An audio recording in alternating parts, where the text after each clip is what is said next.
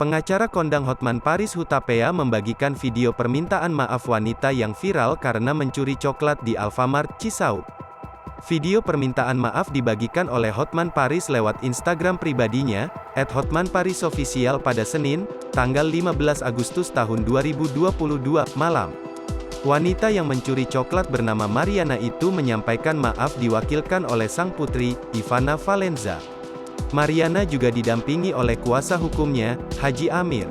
Diwakilkan oleh putrinya, Mariana minta maaf kepada pegawai Alfamart Cisauk.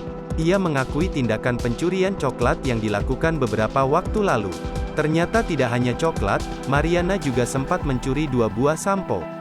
Pun Mariana juga mengaku telah melakukan pengancaman pada pegawai Alfamart bernama Amelia.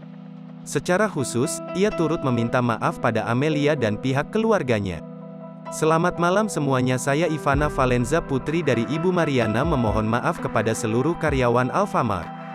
Khusus kepada Amel, Mbak Nisa, Mas Alif, dan manajemen Alfamart secara menyeluruh.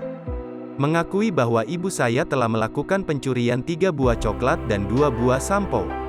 Telah melakukan pengancaman terhadap saudari Amelia, saya mohon maaf dengan sangat kepada saudara Amelia dan keluarganya, ujar Ivana Valenza di Polres Tangerang Selatan. Haji Amir yang mendampingi turut menyampaikan maaf atas sikap kliennya. Bahkan dirinya mengaku sempat melakukan pengancaman pada Amelia untuk meminta maaf. Saya sangat berterima kasih banyak dengan adanya mediasi yang dilakukan oleh Bapak Kapolres Tangsel dan Pak Kasat, sehingga pada malam hari ini pihak Pak pengacara yang luar biasa dari pihak Alfa yang legowo untuk melakukan perdamaian ini. Saya sangat berterima kasih kepada saudara yang telah memediasi, sehingga malam ini bisa terjadi kesepakatan yang kedamaian semua. Mungkin itu dari saya memohon maaf kepada manajemen Alfamart yang telah membuat netizen sangat luar biasa ini.